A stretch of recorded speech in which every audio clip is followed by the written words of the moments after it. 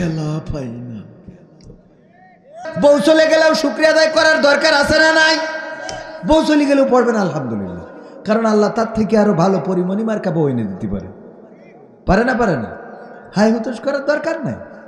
আল্লাহ আপনাকে দেখা যাবে বুড়ো বয়সে বউ মরে গেছে, পড়েন আলহামদুলিল্লাহ, কারণ বুড়ো বয়সেও জন বউ আসতেও আল্লাহ দিতে পারে না। এটা কি খারাপ কথা বললাম? বিয়ে করা খারাপ কাজ? আমাদের সমাজ সব উল্টো। বিয়ের কথা বললে কেমন জানি হাসি হাসি লাগে, ধর্ষণ বললে কারো কোনো কিছু মনে হয় না, জেনা বললে কারো কিছু মনে হয় না। স্বামী যদি পরকিয়া করে ওই স্ত্রীর কোনো অসুবিধে নেই, কিন্তু যদি বিয়ে করে খেলা পাই না। ঠিক না বে ঠিক? ওই ঘরে অশান্তির পরে অশান্তি, কান্দে আর বলে তুমি দরকার হলে 2 দিন ঢাকাতে ঘুরে এনতে, কিন্তু বিয়ে করলে কি থেকে, মানে ঢাকাতে ঘুরে আনা যাবে কিন্তু বিয়ে করা যাবে। সহ্য না করি পারা যায়? বলেন, সত্য বলছি না মিথ্যা বলছি? মানে আপনি গুনাহ করেন অসুবিধা নাই, জেনা করেন অসুবিধা নেই। যেই জেনা আল্লাহ নবী বলেছেন, জমিন যদি কেউ জেনায় লিপ্ত হয়, জমিন আল্লাহর কাছে ফরিয়াদ করে, হে রব তুমি আমাকে একটু ফাঁকা হয়ে যাওয়ার অনুমতি দাও, আমি ফাঁকা হয়ে এদেরকে জমিনে গ্রাস করে ঠাসা দিয়ে একেবারে চিরতরে বিদায় করে দিন। বলেন নাউজুবিল্লাহ। এই জেনা করলে স্ত্রীদের অসুবিধা নেই, কিন্তু বিয়ে করলে খবর আছে। ঠিক না বে ঠিক? আল্লাহর কোরআনের আয়াতের সাথে আল্লাহর কোরআনের কোন একটা আয়াত যদি অপছন্দ করেন, ঈমান থাকবে? যেই নারীরা একাধিক বিয়েকে অপছন্দ করে এই নারীদের কোনো ঈমান নাই, কারণ আল্লাহ বিধান দিলেন, তুমি অপছন্দ করার কে? কেউ যদি বলে আল্লাহ সব তো হালাল করেছে, তো শুকর খাইলে অসুবিধা কি? আসলেই তো অসুবিধা, অন্যরা খাচ্ছে তা মরে যাচ্ছে, কথা কয় না? খ্রিস্টানরা খায় না তো শুকর খেয়ে মরে গেছে? মরে নাই তো। তাহলে আল্লাহ হারাম করলো কেন এটা? আমরা শুকর খাইলে অসুবিধা কি? এই অসুবিধা কি যদি কেউ বলে, সে তার ঈমান চলে যাবে, কথা কয় না? কারণ আল্লাহ আমার জন্য এটা ভালো মনে করেন নাই, হালাল করেন নাই, ব্যাস শেষ। আল্লাহ গরু হালাল করেছেন। হোমিওপ্যাথিক ডাক্তারেরা বলে যত রোগ আসে সব গরু থেকে। আর যদি হিন্দু ডাক্তার হয় তাহলে তো আর কোনো কথাই নেই, ও গরুর যত সমস্যা আছে সব বলবে এ গরুর থেকে সব আসছে। খেয়াল করে দেখবেন হোমিওপ্যাথি ডাক্তারের কাছে যেয়ে, বিশ্বাস না হইলে এখন তো হোমিওপ্যাথি ডাক্তারের কাছে যান না আপনার। তো এই যে গরু, এখন কেউ যদি বলে আল্লাহ গরুরে কেন হালাল করলো, এটাই তো এত রোগ, এটা তো না হালাল করলে পারতো, এই কথা বললেও তার ঈমান থাকবে? কারণ আল্লাহ আমাদের জন্য যেটা কল্যাণ সেটা দিয়েছেন, যেটা কল্যাণ। চোর চুরি করলে হাত কেটে দাও, এখন কেউ যদি বলে হারে এই খালি চুরি করলার জন্য হাতটাই কেটে দিতে হবে, এইটা কেমন আইন, এই কথা বললেই সে কি ঈমান হারা। একজন নেত্রী দাবি করেছেন যে আমরা এমন সমাজ চাই না যে সমাজে নারী কি আমার পুরুষদের 4টা বিয়ে করার অধিকার থাকবে, এই অনুমতি কে দিল? এই সমাজ আমরা চাই না। বলেন নাউজুবিল্লাহ। এই কথা যিনি বলেছেন তিনি তওবা না করলে ঈমান ফিরে পাবেন, তওবা করতে হবে, তা না হইলে তিনি ওই মুরতাদদের কাতারে পড়ে গিয়েছেন। কারণ এই সমাজ চাই না, মানে আমার আল্লাহ যে শরিয়া দিয়েছেন, আল্লাহ যে বিধান দিয়েছেন, সেই বিধানের বিরুদ্ধে দাঁড়ানোর এখতিয়ার আপনাকে কে দিল? আপনি আল্লাহর বিরুদ্ধে বলেছেন, আপনি আমাদের মুসলমানদের উত্তরসূরি না, আপনি তসলিমা নাসরিনের উত্তরসূরি। আপনি যে দলের নেতা হন, নেত্রী হন, কোনো অসুবিধা নাই, আপনি প্রধানমন্ত্রী হতে পারেন, আল্লাহর কোরআনের আইনের বিরুদ্ধে যাবেন, আল্লাহর কোরআনের আয়াতের বিরুদ্ধে যাবেন, যেই নেত্রী হন, যেই নেতা হন, এই কণ্ঠ দিয়ে প্রতিবাদ নয়, সরাসরি প্রতিবাদ চলবে ইনশাআল্লাহ। অনেকেই বলে আমরা শরিয়া আইনে বিশ্বাস করি না। যারা শরিয়া আইনে বিশ্বাস করে না ওদেরও ঈমান নেই, কথা কয় না। শরিয়া আইন কি মানুষের বানানো না আল্লাহর বানানো? আপনি শরিয়া আইনে বিশ্বাস করেন না, ভালো কথা, মানলাম আল্লাহর আইন ভাল লাগে না, আল্লাহ তো আইন করে দিয়েছে মুখ দিয়ে খাইতে হবে, আপনি পাছা দিয়ে খান, খাওয়ার সময় মুখ দিয়ে খান কেন? এইটা হলো শরিয়া। এটা কি মুখ দিয়ে খাওয়া? কি শরিয়া? ডান হাত দিয়ে খাওয়া শরিয়া, আপনি হাত দিয়ে না ধরি পা দিয়ে খান, ও খাওয়ার সময় অসুবিধা নেই, কথা কয় না। যখন পক্ষে থাকে তখন অসুবিধা নেই, যখন বিপক্ষে যায় তখন অসুবিধা, কারণ জানে শরিয়া আইনে চোর চুরি করলে কি হাত কেটে দাও, তাই এসব নেতাদের হাতের কবজি একটাও থাকবে না, কারণ হাত তো 2টো, চুরি করে তো বারবার, কয়টা হাত কাটবেন আপনি? হাতের সাথে তো নু কেটে ফেলতে হবে, কারণ বারবার চুরি করলে করবেন কি? হাত তো নাই। হ্যাঁ,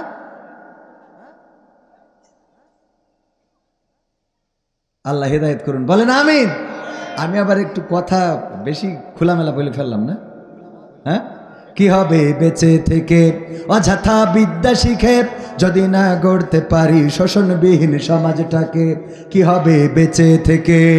কি হবে ছাত্র সেজে চুমু খেয়ে সনদ খানা যদি হয় বিদ্যালয়টা গাঞ্জাখোরদের আড্ডাখানা? কি হবে ছাত্র সেজে চুমু খেয়ে সনদ খানা যদি হয় বিদ্যালয়টা নায়িকাদের আড্ডাখানা? এর চেয়ে মরাই ভালো দেশ ছেড়ে যাওয়াই ভালো, এর চেয়ে মরাই ভালো দেশ ছেড়ে যাওয়াই ভালো। কি হবে ধোঁকা দিয়ে বিবেকটাকে? কি হবে ধোঁকা দিয়ে বিবেকটাকে?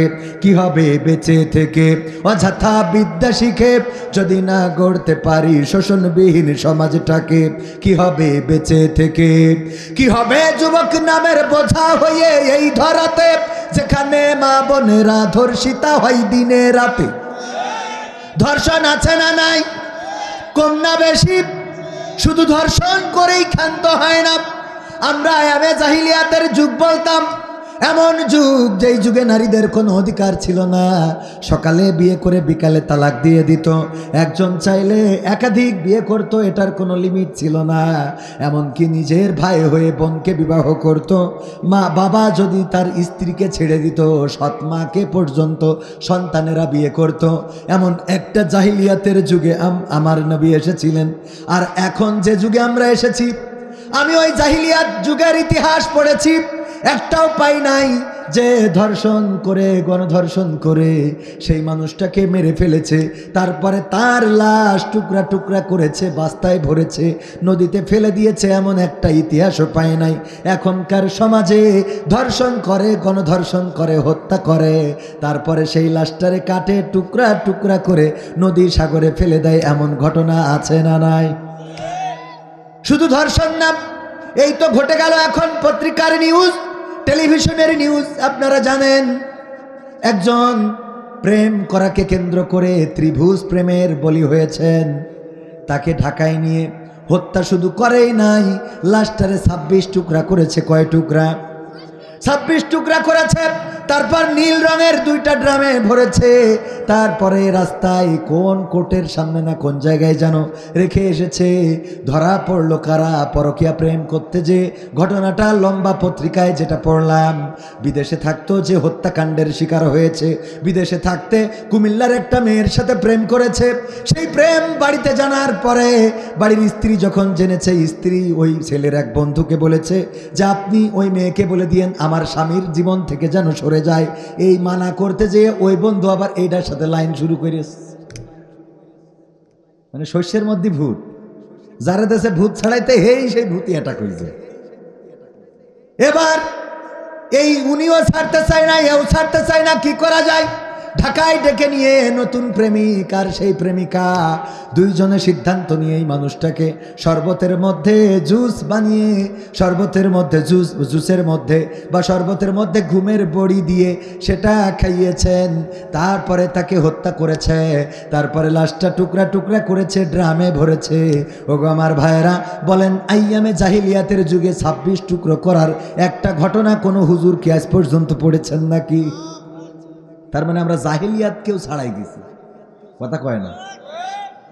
কি হবে যুবক নামের বোঝা হয়ে এই ধরাতে যেখানে মা বোনেরা ধর্ষিতা হয় দিনে রাতে? যৌবনের সার্থকতা ঘুচিবে সকল ব্যথা, যৌবনের সার্থকতা ঘুচিবে সকল ব্যথা।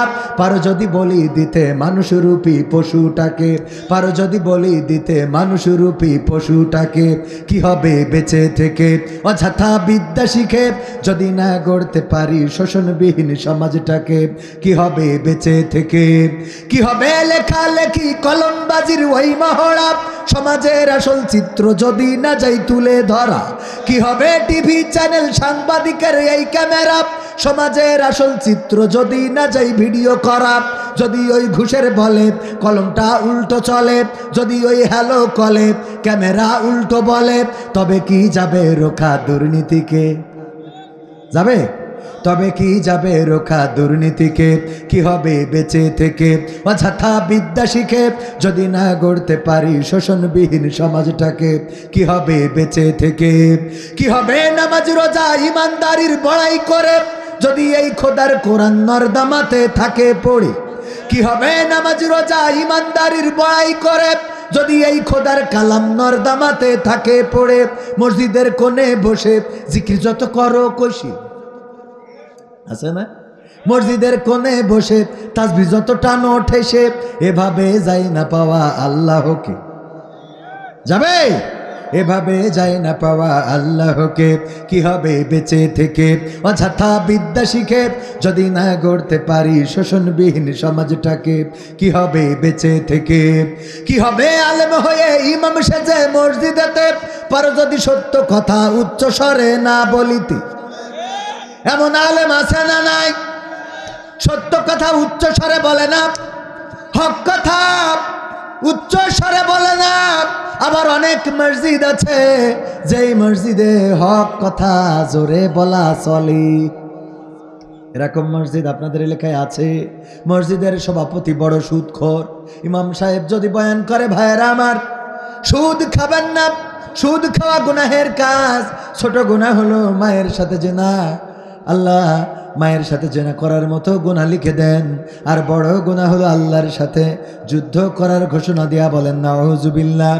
এই গুনার ওয়াজ ইমাম সাহেব করার পরে মসজিদের সভাপতি ডাক দিয়ে বলে, হুজুর আপনি তো নতুন ইমামতি নিয়েছেন, আপনি কি করে জানলেন আমি সুদ খাই? আপনি কি করে জানলেন আমি সুদ খাই? হুজুর বলছে আমি তো জানি না, আমি শেরপুর থেকে এসেছি যশোরে ইমামতি করার জন্যে, আমি কি করে জানবো আপনি সুদ খান?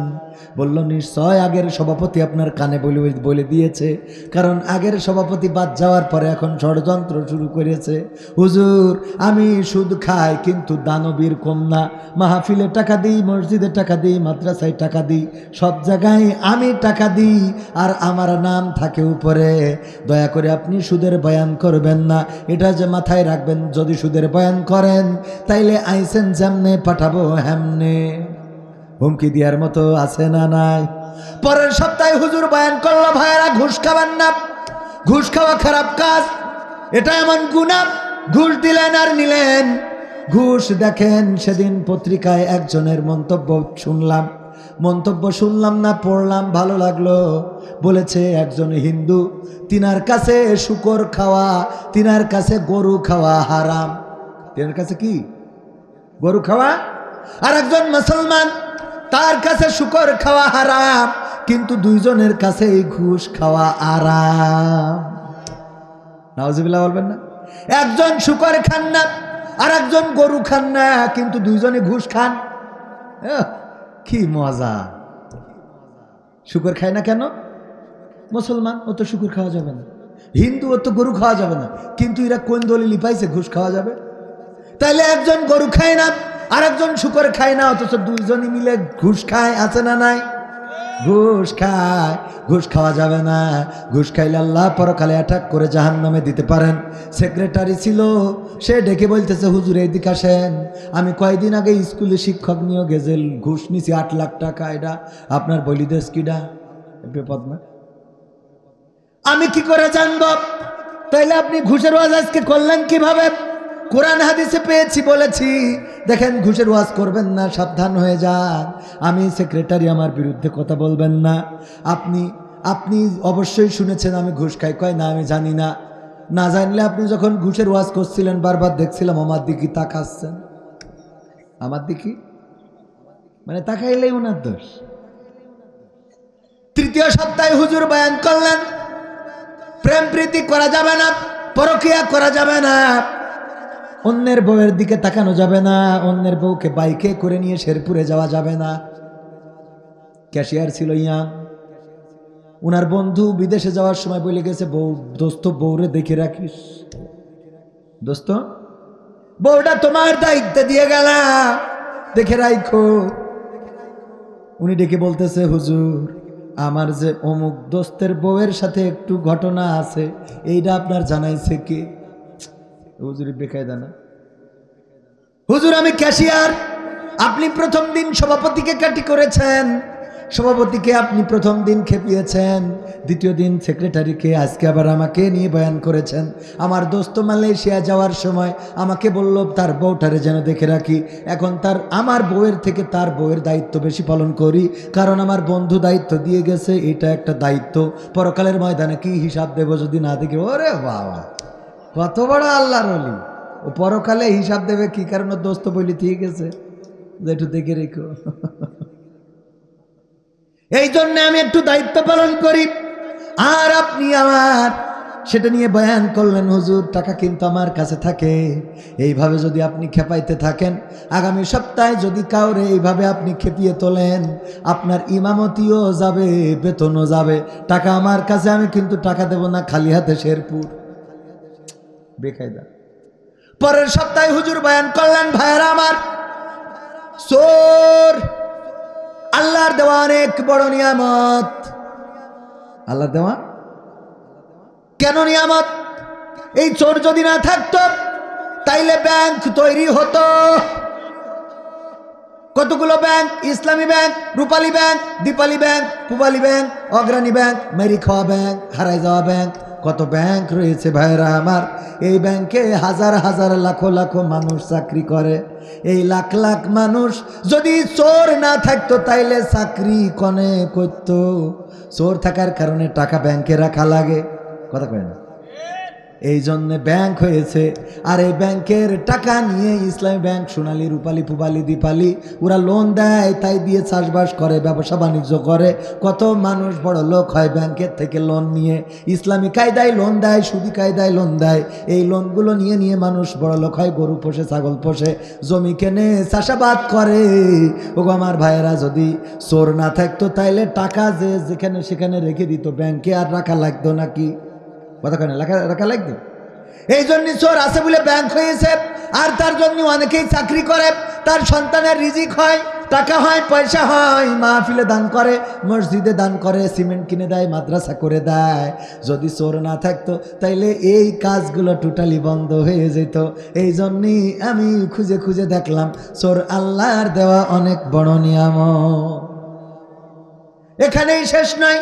চোর আছে বলে ঘরের দরজা আছে, জানালা আছে, তালা আছে, লক আছে। চোর যদি না থাকতো তাইলে জানালা দরজা লাগাইতো না? লাগাইতো না। চোর তো নাই, লক কেন মারতে হবে? পুকুর পাড়ে যে আমাদের নারীরা গহনাগুলো খুলে রেখে আসতো, চোর তো নাই, নেবে ডাকিরা পরের দিন যেয়ে নিয়ে আসতো। মানুষ মোটর সাইকেলগুলো, বাইকগুলো, গাড়ি, এইগুলো সাবধানে রাখতো না, সব রাস্তাঘাটে যেখানে সেখানে ফেলে রাখতো। চোর আছে বলে মানুষ এইগুলো যত্ন করে। চোর যদি না থাকতো এই যত্নটাও কমে যেত। সুতরাং চোর আল্লাহর দেওয়া অনেক বড় নিয়ামত। আসেন আমরা দোয়া করি, ওগো রব, তুমি বাংলার জমিনে প্রতিটা ঘরে ঘরে একটা করে চোর দান করো। পড়ে না আমি পড়া যাবে? এই ওয়াজ করার পরে সভাপতি, সেক্রেটারি, ক্যাশিয়ার, হুজুরি ডেকে আছে, হুজুরি এদিকে আসেন, এত সুন্দর ওয়াজ আপনি কোরআন হাদিসের কনে পাইছেন? এ তো হাদিসি আমপাড়ায়ও নেই। হ্যাঁ, এত সুন্দর ওয়াজ এতদিন কোনো হুজুরের মুখে তো এত ভালো বয়ান শুনিনি। হুজুর, আপনি যে বয়ান করেছেন, বেতন কত আপনার? 5,000। কে 5,000? 5,000-এর সংসার চলে? আপনার 10,000 বেতন দেব। আর আপনি আগামী সপ্তাহে ওয়াজ করবেন, ছিনতাই করলে কি কি ফজিলত পাওয়া যায়। এরকম আছে না নাই? আপনি চোরের পক্ষে কথা বলবেন, অসুবিধা নাই। আপনি ছিনতাইকারীর পক্ষে কথা বলবেন, অসুবিধা নাই। আপনি সুদখোরের পক্ষে কথা বলবেন, অসুবিধা নাই। কিন্তু যখন আপনি এগুলোর বিরুদ্ধে কথা বলবেন, তখন আপনাকে বিভিন্ন ট্যাগ লাগানো হবে, রাজাকার বলা হবে, রাষ্ট্রদ্রোহী বলা হবে, আপনার নামে মামলা হবে, আপনার উপরে হামলা হবে, জেলে ভরা হবে, জুলুম করা হবে, এমনকি ফাঁসির কাস্টে ঝুলিয়ে আপনাকে পৃথিবী থেকে শহীদ করে বিদায় করে দেয়া হবে। ইতিপূর্বে যারা জেল খেটেছেন, অপরাধ কি? এই সুদের বিপক্ষে জবাব, ঘুষের বিপক্ষে জবাব, জেনার বিপক্ষে জবাব, ধর্ষণের বিপক্ষে জবাব। এর বাইরে কি আর কোনো কথা তাদের ছিল? অনেকেই রাষ্ট্র ক্ষমতায় এসে ডক্টর কামালের সংবিধান দিয়ে দেশ চালাতে চায়, অথবা নিজেদের মতাদর্শ প্রতিষ্ঠিত করতে চায়। কিন্তু ইসলামী দলগুলো কোন আইন চায়? কোন আইন? জোরে বলেন, কার আইন? কোরআনের আইন। এই কোরআনের আইন কি আমাদের এই সভাপতি সাহেবের লেখা? আমাদের প্রধান বক্তার লেখা, আমাদের অতিথির লেখা না। এই আইন দিয়েছেন কে? আল্লাহ রাব্বুল আলামিন যে আইন দিলেন, সেই আইন চাওয়ার জন্যে আজকে যেসব আলেমদের উপরে নির্যাতন হয়, নিষ্পেষণ হয়, জেল হয়, জুলুম হয়, ফাঁসি হয়, ওগো আমার ভাইয়েরা, কেউ তো বাবার আইন চালু করতে চায় নাই। এই অপরাধ শুধু এই যে ওই চোর, বাটপার, ছিনতাইকারী, ধর্ষণকারী ওদের বিরুদ্ধে অবস্থান নিয়েছে, আর এদেরকেই এই দুনিয়া ছাড়া করে দিতে চাই। বলেন ঠিক কিনা? আল্লামা সাইদি বলতেন, ইসলাম নিষিদ্ধ করতে পারলেই তো তোমাদের শান্তি, যাতে বড় বড় বোতল খাওয়া যায়। মনে আছে এই বয়ানটা আপনাদের? শুনেছেন না এরকম বয়ান? যে আমাদের নিষিদ্ধ করতে চান এই জন্যে যে বড় বড় বোতল মারবেন, মেয়ে মানুষ নিয়ে ঘুরবেন, ইচ্ছা মতো পার্কে যাবেন, রিসোর্টে যাবেন, বিয়ের দরকার হবে না, লিভ টুগেদার করবেন। এইগুলো করার স্বার্থেই মূলত দাড়িওয়ালা, টুপিওয়ালা পছন্দ হয় না। কিন্তু বাংলাদেশের মানুষ সিদ্ধান্ত নিয়েছে, সব দলেরই দেখা হলো, সব দলেরই দেখা হলো, কেমন করে চালায় দেশ। আগামীতে চাই যে দেখতে দাড়ি টুপির বাংলাদেশ, আগামীতে চাই যে দেখতে দাড়ি টুপির বাংলাদেশ, আগামীতে চাই যে দেখতে আল কোরআনের বাংলাদেশ। এমন নেতা চাই যে দেশে দুঃখ সবার বোঝে, গরিব দুঃখীর বাড়ি বাড়ি দুঃখ কষ্ট খোঁজে রে, দুঃখ কষ্ট খোঁজে। এমন নেতা চাই যে দেশে দুঃখ সবার বোঝে, গরিব দুঃখীর বাড়ি বাড়ি দুঃখ কষ্ট খোঁজে রে, দুঃখ কষ্ট খোঁজে। সব অধিকার ফিরিয়ে দিয়ে, সব অধিকার ফিরিয়ে দিয়ে আনবে দেশে খুশির লেশ। আগামীতে চাই যে দেখতে দাড়ি টুপির বাংলাদেশ, আগামীতে চাই যে দেখতে আল কোরআনের বাংলাদেশ। ভ্রান্ত মতে বাতিল পথে শান্তি খোঁজে যারা, রবের ভাষায় চোখ থাকিতে অন্ধ বধির তারা রে, অন্ধ বধির তারা। ভ্রান্ত মতে বাতিল পথে শান্তি খোঁজে যারা, রবের ভাষায় চোখ থাকিতে অন্ধ বধির তারা রে, অন্ধ বধির তারা। ভুলের পথে থাকলে অটল, ভুলের পথে থাকলে অটল, এহ পরকাল হবে শেষ। আগামীতে চাই যে দেখতে দাড়ি টুপির বাংলাদেশ, আগামীতে চাই যে দেখতে আল কোরআনের বাংলাদেশ। দুর্নীতি আর চাঁদাবাজি ভাই চলবে না এই দেশে, রুখে দিতে হবে তাদের আসলে ফ্যাসিস্ট বেশে রে, আসলে ফ্যাসিস্ট বেশে। দুর্নীতি আর চাঁদাবাজি ভাই চলবে না এই দেশে, রুখে দিতে হবে তাদের আসলে ফ্যাসিস্ট বেশে রে, আসলে ফ্যাসিস্ট বেশে। চললে আইন আল কোরআনের, চললে আইন আল কোরআনের, তবেই দেশটা চলবে বেশ। আগামীতে চাই যে দেখতে দাড়ি টুপির বাংলাদেশ, আগামীতে চাই যে দেখতে আল কোরআনের বাংলাদেশ। আপনারা কি চান? কারা কারা চান দেখতে চাই? লিল্লাহি তাকবীর, লিল্লাহি তাকবীর। আল কোরআনের আলো, আল হাদিসের আলো, নারায়ে তাকবীর। ওগো আমার ভাইরা, আল্লাহর আইন যদি আল্লাহর জমিনে দেখতে হয়, তাইলে সিদ্ধান্ত নিতে হবে যেভাবে আমরা 5ই আগস্টের আগে রাজপথে নেমেছিলাম, রাজপথে দাঁড়ালাম, বাতিল পালিয়েছে না পালায় নাই? পালাইছে কিনা? এমপিরা সব কোথায় গেল, মন্ত্রীরা সব কোথায় গেল, কোথায় কাদের কাকা? তাদের ছাড়া দেশটা এখন লাগে ফাঁকা ফাঁকা। বলবো বলবো, শুনবেন ইনশাআল্লাহ? কষ্ট হয়ে যাচ্ছে? আর একটু সময় থাকা যাবে?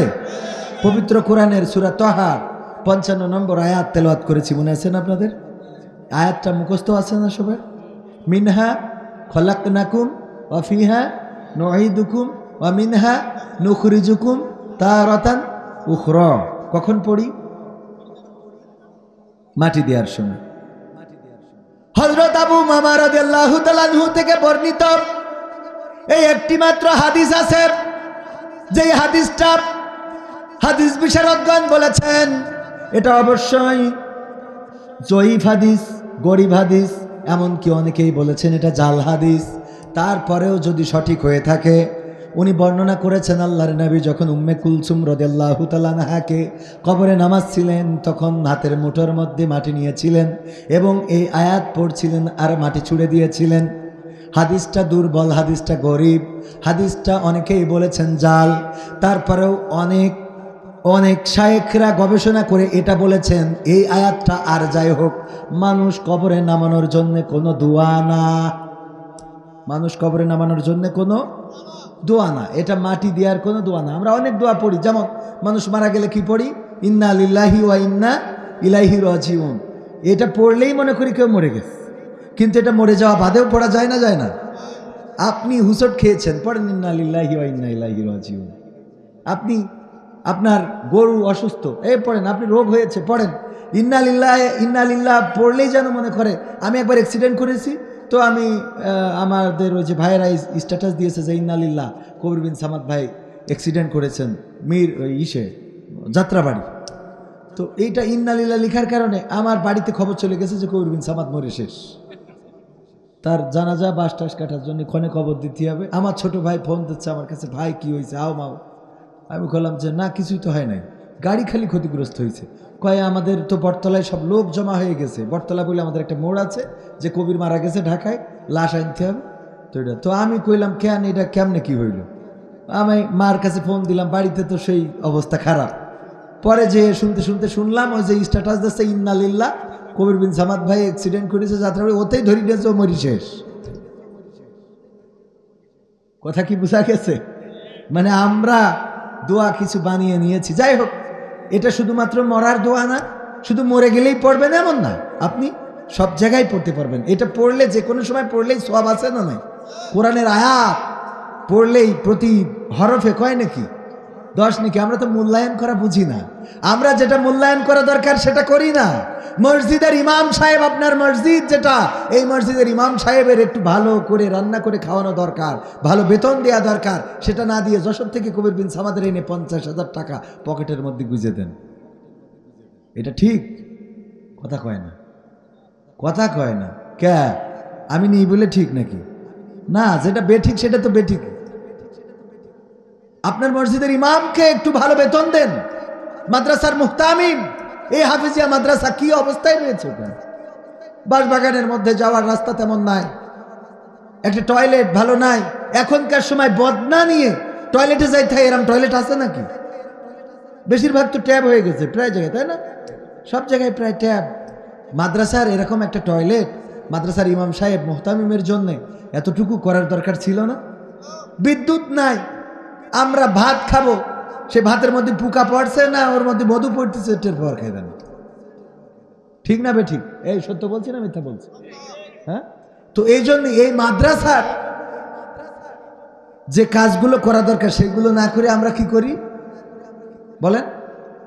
আমরা যে কাজগুলো করি সেই কাজগুলো আমাদের সাথে কবরে যাবে না। বিল্ডিং করতেছি 3 তলা 5 তলা, এই বিল্ডিংয়ে ঘুমায় যাইতে পারবো এর কোনো গ্যারান্টি আছে? কথা কেন, এর কোনো গ্যারান্টি আছে? এর কোনো নিশ্চয়তা নাই। আমি যে বয়ান করতে চাই অল্প সময়, সেটা হলো যে আয়াতটা আমরা কবরের কাছে গিয়ে পড়ি, আয়াত কবরের কাছে পড়ার জন্য নয়। এটা পড়া যাবে না, ওখানে পড়লে যে গুনাহ হবে তা হবে না, সওয়াব হবে, কিন্তু ওখানে পড়ার জন্য না। এই আয়াতটা যেখানে পড়ার জন্যে সেই জায়গাটাই আমরা যাই না। আমরা ওই যে উল্টো করে নিছি, বললাম যে ইমাম সাহেব যিনি 5 ওয়াক্ত নামাজ পড়ান, ওর 5,000 টাকা বেতন, তাও 3 মাস বাকি। আর কবির বিন সামাদের যশোর থেকে এনে মোটা টাকা দেওয়া যায়, যায় না? যায় না? হাফিজুর রহমান সিদ্দিকী হুজুর, আব্দুল্লাহ আমিন হুজুর, আমির হামজা হুজুর, যত বড় বড় হুজুর আছে, বড় বড় টাকা আছে না নাই? এটা দিতে অসুবিধা হয় না। কিন্তু যে 5 ওয়াক্ত আজান দিচ্ছে মসজিদে, সারাটা দিন আপনার পিছনে লেগে থাকে, আপনার মসজিদে পড়ে থাকে, এই মানুষটার সংসার চালানোর জন্য 2টা টাকা একটু বাড়িয়ে দেবেন, ঈদের সময় কিছু বকশিস দিবেন, যে ভাই ঈদের সময় দিলাম, স্ত্রীর জন্য কাপড় কেনেন, এইটুক করার মতো মানুষ আছে বলেন? কথা কয় না? এই মানসিকতা আছে আমাদের? আছে? এখানে কি আপনারা এই মানসিকতা তৈরি করতে পারবেন ইনশাআল্লাহ? পারবেন? কাদের কাদের মানসিকতা আছে দেখি হাত উঁচু করেন তো, যে অন্তত মসজিদের সাথে মাদ্রাসার সাথে সম্পর্ক রাখবেন। আলহামদুলিল্লাহ, আল্লাহ কবুল করুন। পড়েন আমিন। ওগো আমার ভাইয়েরা, সূরা তাহা 55 নম্বর আয়াত। এই আয়াতটা প্রথমে নাজিল হয়েছিল মুসা আলাইহিস সালামের উপরে, আল্লাহ রাব্বুল আলামিন মুসাকে বললেন, শিগগিরই যাও, ফেরাউনকে সাবধান করো, সতর্ক করো, কারণ সে দাবি করে বসেছে সে রব। সে শুধুমাত্র সিংহাসন নিয়ে খুশি না, সে আমার সিংহাসন ধরে টান দিতে চায়। বলেন নাউজুবিল্লাহ। কার সিংহাসন ধরতে চেয়েছে? আল্লাহ। উনি বলেছেন আনা রব্বুকুমুল আলা, উনি রব এই পৃথিবীর। ওরে বাবা, রব বলতে হবে ওনাকে, ফেরাউনকে আর সরকার বললে হবে না। আগেও আমরা শুনতাম যে উনার উপরে আর ক্ষমতাবান কেউ নেই, বলতো না, আমরা করোনার চেয়েও শক্তিশালী। ছিল না? ছিল না? এত শক্তি, করোনার চেয়েও শক্তিশালী, অথচ ছোট ছোট বাচ্চা শিশুরা, নিরস্ত্র শিশুরা এসে রাজপথে দাঁড়ালো, কে কমনে পালালো খবর নেই। পৃথিবীর ক্ষমতা, পৃথিবীর ক্ষমতার মালিকেরা এই পর্যন্তই, এর বাইরে না। এই পর্যন্তই, এর বাইরে না। কিসের 41 সাল, 31 সালও তো আসে না এখন। ক্ষমতার মালিক কে? এই জন্য অহংকার করা যাবে না। আজকে আমার কণ্ঠ আছে বলেই যা ইচ্ছা তাই বলে যাব, এটা হতে পারে না। আল্লাহ এই কণ্ঠটা কেড়ে নিয়ে নিস্তব্ধ করে দিতে পারে না? পারে না? প্যারালাইজড করে ফেলে রাখতে পারে। আপনি পড়ে থাকবেন এক হইতে পারে না ভাই। কিসের অহংকার? আজকে যে হুমকি দিয়ে, এই দোকান খুলতে হলে আমাকে টাকা দিয়েই খুলতে হবে, দেখা যাচ্ছে পরের দিন সে না পেরে কষ্ট মষ্ট করে বাড়ি একটা ধাড়ি ছাগল বেচে তার দোকানটা তো চালাইতে হবে। আপনার কাছে এনেছে টাকা দিতে 5,000, আসার পরে টাকা নেবেন তো হাত টানে না।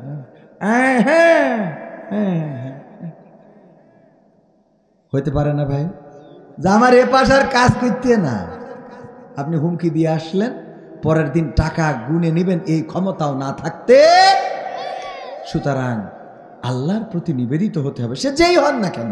আপনি আলেম হন, আপনি জাহেল হন, আপনি মুফতি হন, মুহাদ্দিস হন, আপনি মুসলিম হন, অমুসলিম হন, অহংকার করা যাবে না। অহংকার কার চাদর? বিশ্বনবী সাল্লাল্লাহু আলাইহি সাল্লাম বললেন, ওগো সাহাবীরা, তোমরা আল্লাহর চাদর ধরে টানাটানি করো না। সাহাবীরা বললেন, ওগো নবী, আল্লাহর চাদর কি কেউ ধরে? আল্লাহর চাদর ধরার ক্ষমতা কি কারো আছে? আল্লাহ কি আমাদের মধ্যে থাকেন? আল্লাহর চাদর কি জিনিস এটা তো কোনোদিন দেখিই নাই। আল্লাহর নবী বললেন, ওগো আমার সাহাবীরা শুনে নাও, আল্লাহ রাব্বুল আলামিনের চাদর হলো অহংকার করা। অহংকার করবা না। যদি কেউ অহংকার করে সে যেন আল্লাহর চাদরটা ধরে টান দেয়, কারণ অহংকার হলো আল্লাহর চাদর। বলেন আল্লাহু আকবার। অহংকার কি করা যাবে? আপনার এলেমের অহংকার করার দরকার নাই, কারণ অনেক এলেমের মালিক আল্লাহ পাগল বানাতে পারে না। পারে না। আপনার অর্থের অহংকার করার দরকার নাই, কারণ সকালবেলার ধনী তুমি, ফকির সন্ধ্যাবেলা। আমার মাননীয় সাবেক প্রধানমন্ত্রী শেখ হাসিনা বললেন, পদ্মা সেতু থেকে ডক্টর ইউনূস এবং বেগম খালেদা জিয়াকে টুস করে পদ্মার পানিতে ফেলে দেওয়া দরকার। এখন তিনি আমাদের এই পদ্মার এপারে আছে না? নাই। অথচ পদ্মার ইনকাম খাচ্ছে ডক্টর ইউনূস। কথা কয় না? করি থি গেছো আর খায় কে? কার মাল খেয়ে খায়? এরকম আছে না নাই? পাবনায় গেছি, একজন চির করতেছে, হুজুর আমি এক মেয়েরে ভালোবাসতাম, তার সাথে আমি প্রেম করে তারে ভালো বানাইছি। কি ভালো তাও লিখেছে বিস্তারিত, ইউটিউবে দেখবেন যে এটা আছে। পাবনায় হুজুর, সে নামাজ পড়তো না, এই মেয়ে আমি তারে নামাজই বানাইছি। সে কোরআন পড়তো না, আমি তারে কোরআন পড়া শিখাইছি, তারে হাদিস পড়া শিখাইছি, বিভিন্ন নবীর সাহাবীদের, মহিলা সাহাবীদের জীবনী পড়াইয়ে তারে পর্দানশীল বানাইছি। এখন হাতে আমার সাথে প্রেম করতে চায় না, এর জন্য সে কয় নম্বর জাহান্নামে থাকবে? এটা কঠিন প্রশ্ন। আমি বললাম, যাই হোক, ভালো কাজই করেছো, প্রেম করে করলেও কাজটা করিস ভালো, মানে খারাপ দিয়ে কি করিছে ভালো। আমি বললাম, তুই তো খাল কেটে কুমির নিজে ডেকে নিয়ে আইছিস, কারণ তুমি যখন তারে কোরআন পড়াইছো, কোরআনে পড়েছে ওয়া করে না ফি বুয়ুতি কুন্না ওয়ালা তাবাররাজনা তাবাররুজাল জাহিলিয়াতিল উলা। ওগো নারীরা, তোমরা পর্দার মধ্যে থাকো, জাহিলি যুগের মেয়েদের মতো সেজে গুজে নিজেদেরকে প্রদর্শন করে বেড়াইও না। তো এখন এই আয়াত পড়ার পরে ওরে যে কোরআন শিখাইছো, ও আর সেজে গুজে তোর সামনে আসবে? কথা কয় না?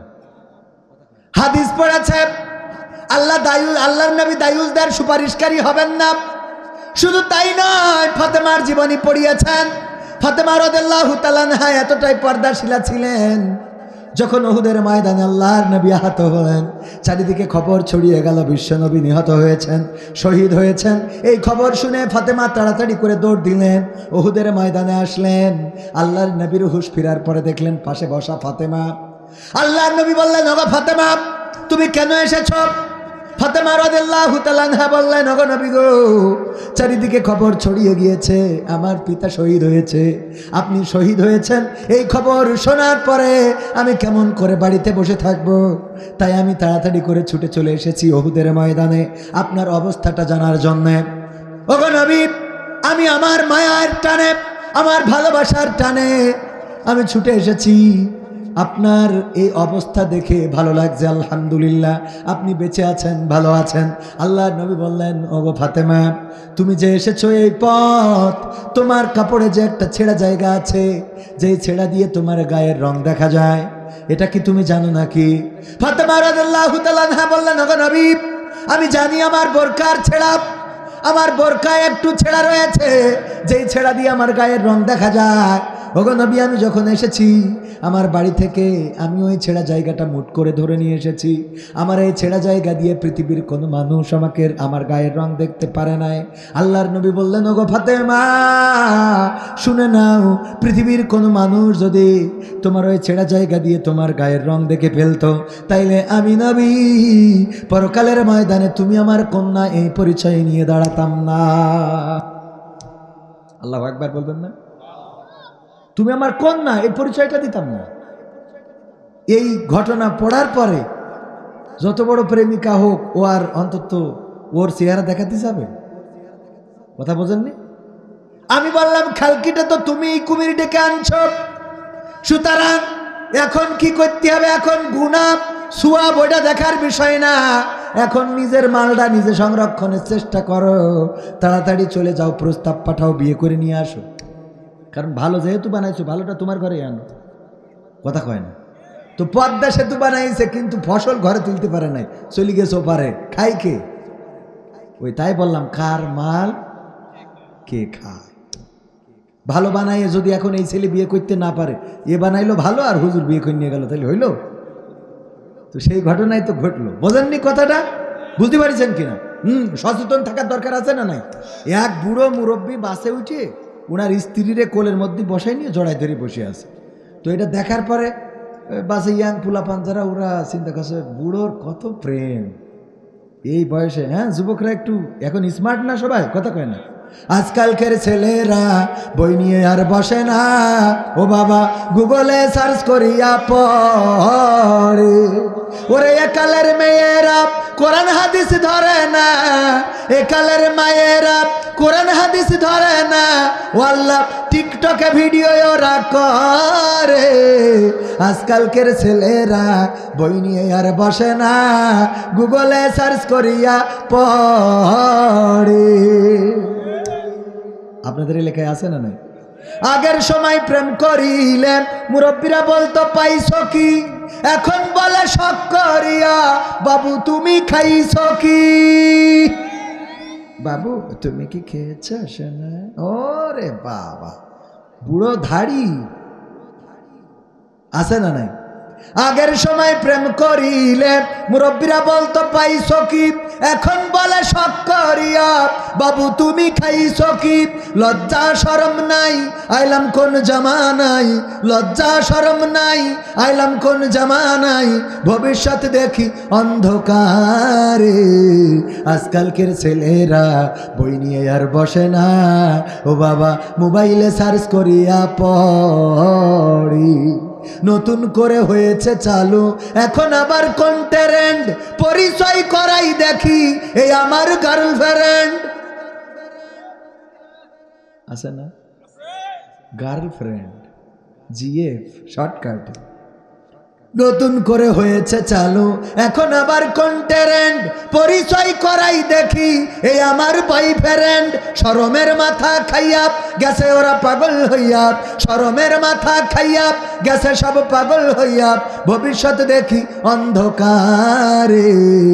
আজকালকের ছেলেরা বই নিয়ে আর বসে না, ও বাবা মোবাইলে সার্চ করিয়া পড়ি। আছে না নাই?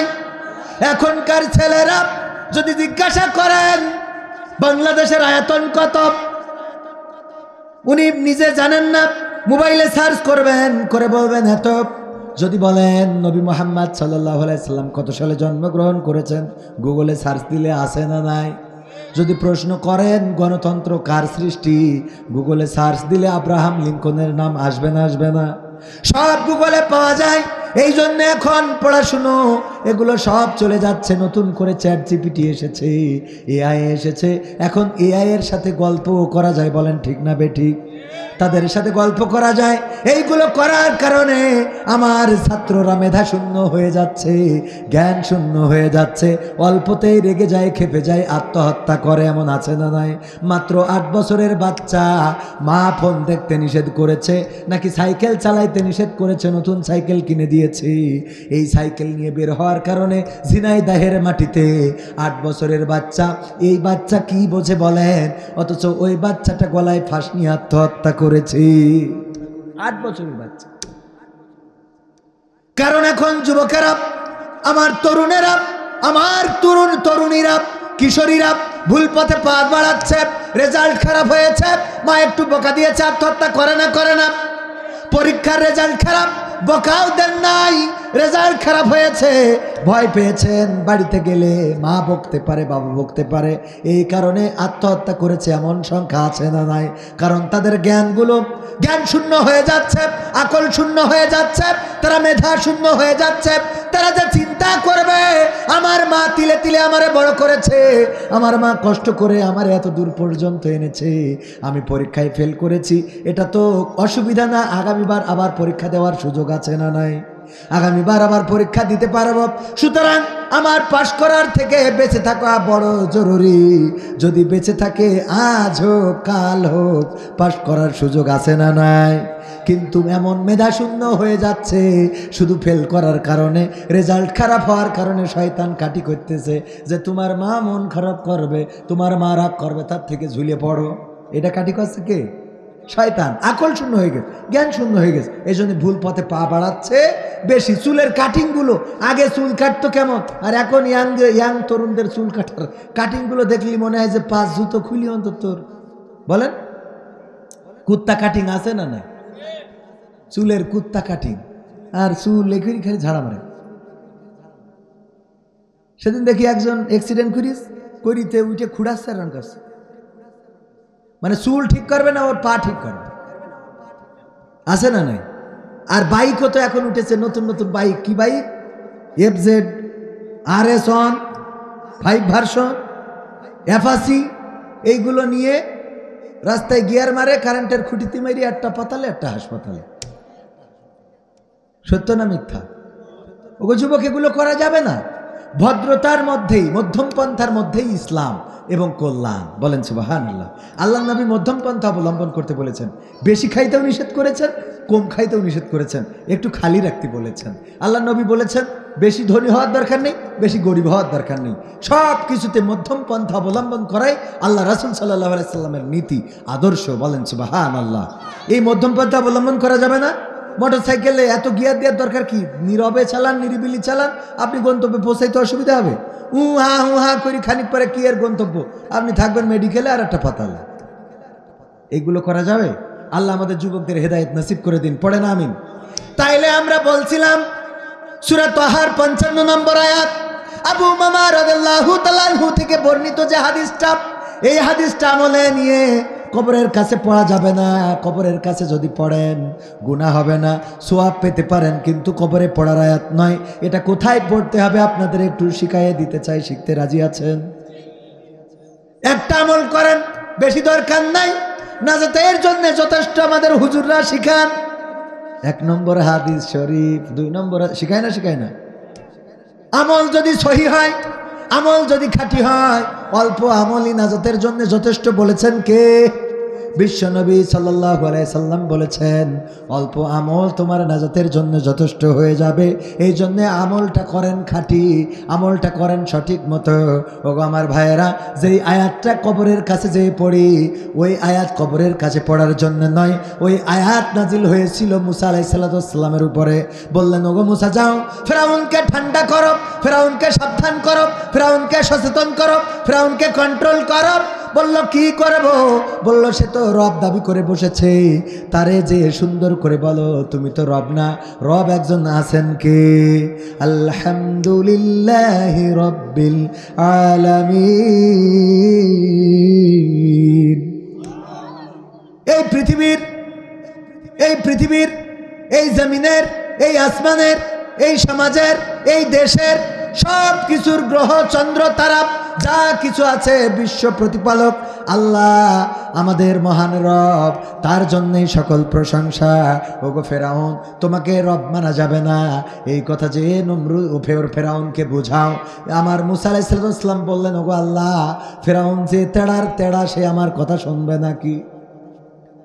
বলল, শুনবে না কেন? ও তো খুবই তেড়া, আর ফেরাউনের বাহিনীও ছিল তেড়া, এমনকি মুসা আলাইহিস সালামের উম্মতরাও ছিল একটু বেকায়দা, উল্টো চালালো। সিজদা করবে না বলে আল্লাহ বললো যে একটা গেট বানাও এবং গেটে ঢুকতে বলো, মাথা নিচু করে ঢুকলে আমি সিজদা মনে করি নেবো। ওরা পা ঢুকাচ্ছে আগে। মানে শয়তান কাকে বলে? বলছে, এত পাগল পাওনি যে মাথা ঢুকাবো। এত তেড়া ছিল, এমন ছিল মুসা আলাইহিস সালামের সাহাবীরা। যাই হোক, ওদিকের কথা না, আল্লাহ রাব্বুল আলামিন বললেন, যাও, চলে যাও, ফেরাউনকে সাবধান করো। মুসা আলাইহিস সালাম বললেন, ওগো আল্লাহ, আমার তো কণ্ঠে জড়তা আছে, আমার কথা বলতে গেলে জড়তা আছে, তুমি যদি আমার সাথে আমার ভাইকে একটু নবী বানাই দিতে, সে বক্তা ভালো, ওয়াজ করে ভালো, তার কণ্ঠও ভালো, এরকম একটা সুরের বক্তা আমার দরকার। আল্লাহু আকবার, কোরআনের কথা বলছি।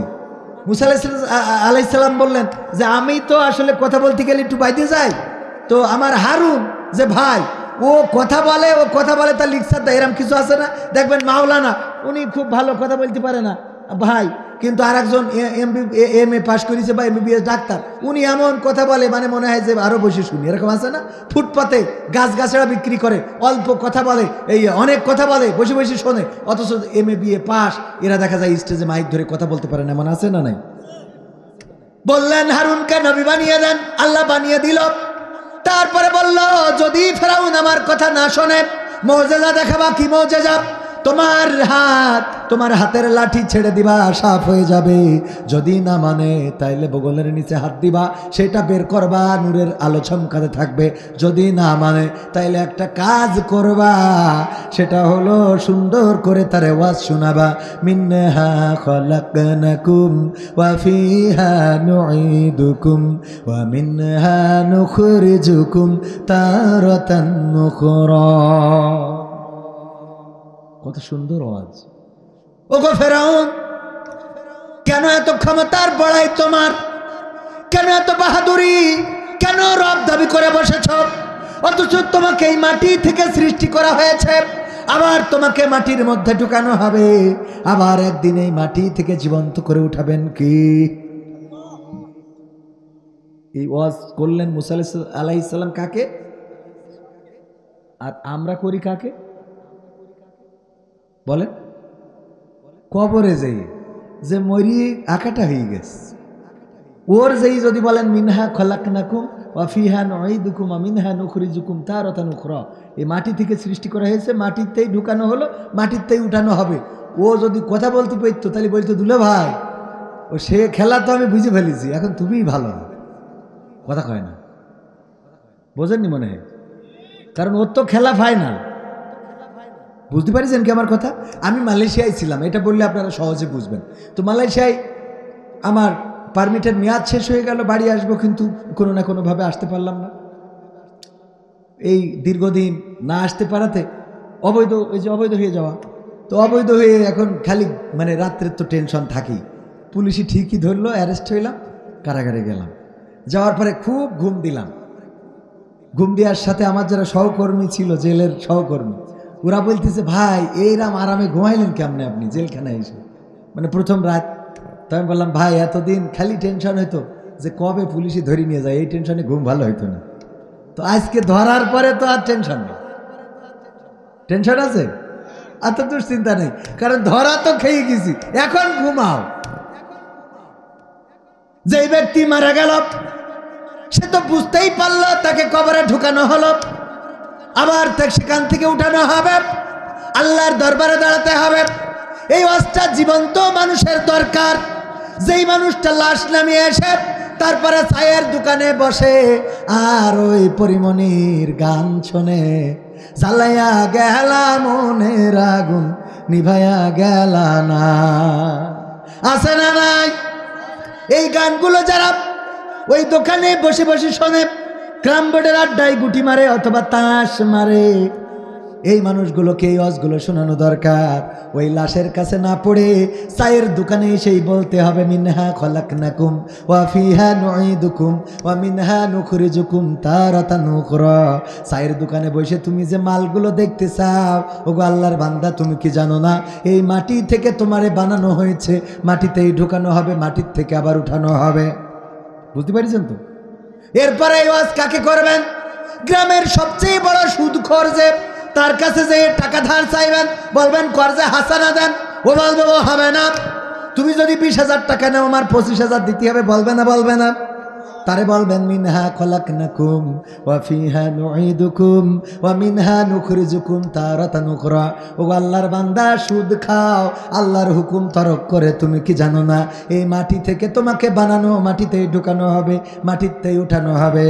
আমার যুবক যারা, কোনো বান্ধবী যদি বলে হাই আপনাকে না ভাল লাগে, হ্যাঁ যুবক আছে না, ওই যুবক বলবে মিনহা খলাকনাকুম ওয়া ফিহা নুঈদুকুম ওয়া মিনহা নুখরিজুকুম তারাতান উখরা। ওগো সুন্দরী, ওগো পরিমণি, ওগো ঐশ্বরিয়া রায়, ওগো কারিনা কাপুর, ওগো রাশ্মিকা মান্দানা, তুমি তো আমারে আই লাভ ইউ বললে, এটা আমার দিয়ে হবে না। তুমি কি চিন্তা করো না এই মাটি থেকে তোমাকে বানানো, মাটিতে ঢুকানো হবে, আবার একদিন মাটি থেকে উঠানো হবে। সুতরাং সাবধান হয়ে যাও, ভালো হয়ে যাও। এই ওয়াজ শোনাইতে হবে এই জাতীয় মানুষদের। আবার আমার মা বোনেরা আছে, যদি কোনো মা বোনের কাছে ফোন দেয় বিদেশির বউ, আছে না, ফোন দেয়, হ্যালো ভাবি কেমন আছেন, অনেকদিন হলো আপনার কণ্ঠটা শুনি না ভাবি। ভাবি কি বলবে? হ্যাঁ ভাইয়া আমিও আপনাকে মিস করছিলাম, আসেন একদিন খোঁজ নিয়ে যান। ওর শোনা পাখি আছে না নাই, কথা কয় না। ভাবি কি বলবে? যখন কোনো দেওয়ার বলবে ভাবি ভাই আপনারা রেখে বিদেশে রাখে, বিদেশে থাকে, কেমনে থাকে, এত সুন্দর। এই কিন্তু মেয়েদের দুর্বল করার একটা পয়েন্ট, মেয়েদের দুর্বল করে।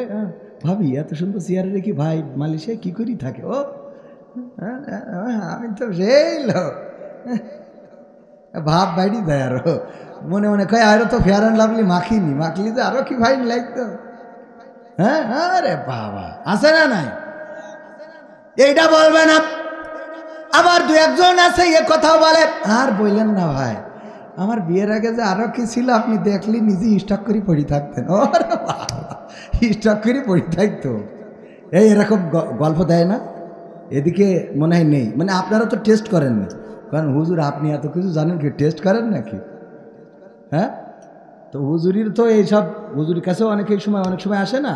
একজন ফোন করি বলছে হুজুর আমার স্বামী মরে গেছে। আমি বললাম আমি কিছু করতে পারবো না, কারণ আমি একটার নিয়ে তাই শেরপুরি ওয়াজ করতে আসতে, আর দুটো বিয়ে করলে আমেরিকা যাইতে ওয়াজ করতে, বোঝেননি? একটা বউ তাই শেরপুরি আসতে হয়েছে, দুটো বউ হলি বাংলাদেশে না বাইরে যাইতে তো ওয়াজ করতে। ভাইরা আমার প্রশ্ন করলো হুজুর আপনি কি সেই হুজুর? কোন হুজুর? ওই যে প্রশ্ন ধরেন আর উত্তর দেন। বললাম হ্যাঁ। বলল হুজুর আমার একটা প্রশ্ন ছিল। কি প্রশ্ন? আমার স্বামী ছিল অসুস্থ, আমি প্রায়ই দোয়া করতাম আল্লাহ আমার স্বামীরে তুলে নাও। আমি তারপরে ক্ষিপ্ত হয়ে বলতাম আল্লাহ স্বামীরে উঠায় নাও। আল্লাহ তোমারে তুলে নেয় না কেন? এত লোক মারা যায় তুমি মরো না কেন? এই কথাগুলো বলতাম আমার স্বামীরে। আমার স্বামী মারা গেছে, আল্লাহ ও গো হুজুর, আমার এখন মনে হচ্ছে আমি এই কথা বলার কারণে মারা গেল নাকি হায়াত ফুরাইয়েছে তাই মারা গেছে, আপনার কাছে একটু জানতে চাই। আমি বললাম আল্লাহর সাথে তো আমার কথা হয় না, ফেরেশতাদের সাথেও কথা হয় না, আজরাইল আলাইহিস সালাম আমার খাতাও দেখায় নাই যে হায়াত শেষ হয়েছে না আগেই তুলে নিয়ে গেছে। কিন্তু আমি এতটুকু বলতে পারি, ওগো আমার মায়েরা বোনেরা, আল্লাহর নবী বলেছেন অধিকাংশ নারীরা জাহান্নামী। বড় কারণ হলো দুইটা। এক নম্বর কারণ হলো তারা স্বামীর নাশুকরি করে, আর 2 নম্বর কারণ হলো তারা বেশি বেশি অভিশাপ দেয়। কি দেয়? এই অভিশাপ দেওয়ার কারণে আমার আল্লাহ রব্বুল আলামিন আপনাকে জাহান্নামী বানিয়ে দিতে পারে না, পারে না। কথাটা কার? আল্লাহর নবীর কথা। আর দোয়া কবুল হয়, বদদোয়া কবুল হয়। যাই হোক ভাইরা আমার, এই ওয়াজ আরো কনে কনে করা লাগবে। শোনাবো শোনাবো, শুনবেন? থাকবেন? দেখি হাত উঁচু করেন তো, কারা কারা থাকবেন? লিল্লাহি তাকবীর। আমি তো এখনো গান শুনাই নাই। কি হবে বেঁচে থেকে? অর্ধেক গেছি, এখন অর্ধেক বাকি। আর ওই যে পালাবো না পালাবো না, সে গানও বাকি আছে না নাই? শুনবেন আপনারা? মাওলানা দেলোয়ার হুসাইন সাইদি মনে আছে না নাই? টেকনাফ থেকে তেতুলিয়া, রূপসা থেকে পাথুরিয়া, একটি নামে সবাই যাকে চেনে। 1-2 জন নয়, 1.5 শতাধিক মানুষ জীবন দিল শুধু জারি প্রেমে। সেই মানুষের মুক্তি চেয়ে যেতাম আমি গান গে, ওই মানুষের মুক্তি চেয়ে যেতাম আমি গান গে। সেই মানুষটি নাই দুনিয়ায় নাই। আজ আর মুক্তি চাওয়ার নাই প্রয়োজন নাই রে, আজ আর আমার গানের নাই প্রয়োজন নাই। আজ আর মুক্তি চাওয়ার নাই প্রয়োজন নাই গো, আজ আর আমার গানের নাই প্রয়োজন নাই।